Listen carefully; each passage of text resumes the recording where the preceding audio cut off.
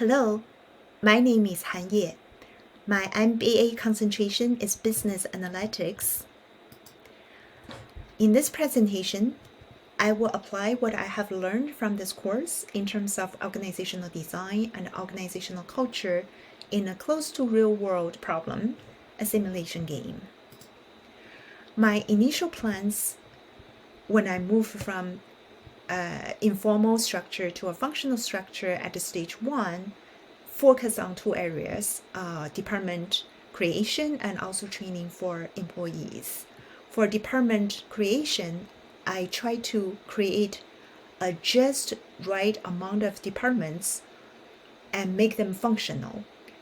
In terms of training for employees, I try to keep a balance between specialization of employees and freedom given to employees to be accountable and to be empowered at the organization, because I want to make them ready when the company grow bigger and move from stage 1 to stage 2, which is the divisional structure, and even to stage 3, which is a matrix structure.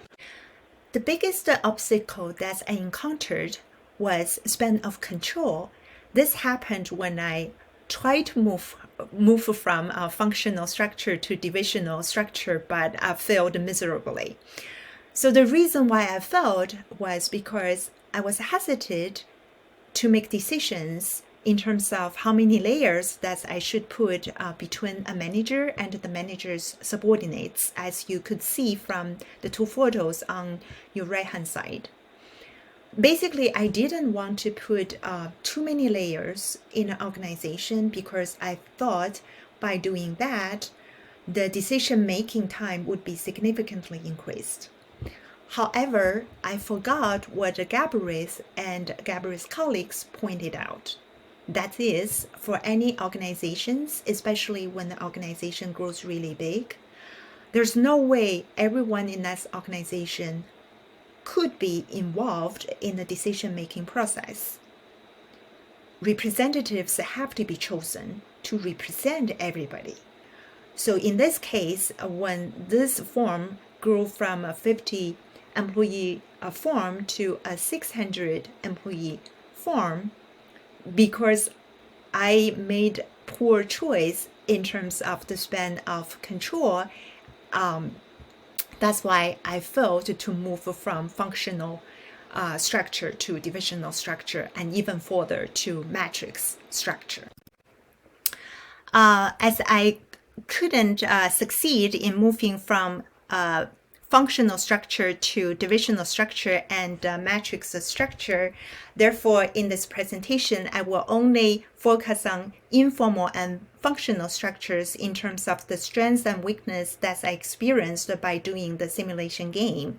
So for both informal and functional structures, one of the most noticeable strengths is the high level of specialization among staff, and this could work really well for a small company that has less than 600 employees. However, high-level specialization could also be weakness because, as we could imagine, the cost of training staff would be really high, and also the barriers between different functional areas could also have a negative impact on the business. Now, here are some data that I collected when I successfully moved from informal structure to functional structure. As we could see, as a startup phase, functional structure works really well in terms of well-balanced, in terms of the employee and the stakeholder and the process and the finance performance. From the course readings, we learned that hierarchy is very important even for a company with a relatively relaxed structure, like a company with a matrix structure in which you are supposed to report to multiple bosses and you yourself can be a leader on a project-based team. However, how to keep a balance between centralized and decentralized, this is something definitely very important, and I will pay more attention in the future. And as for myself, I want to work for an organization with a matrix structure for sure. Now, this is some references, and thank you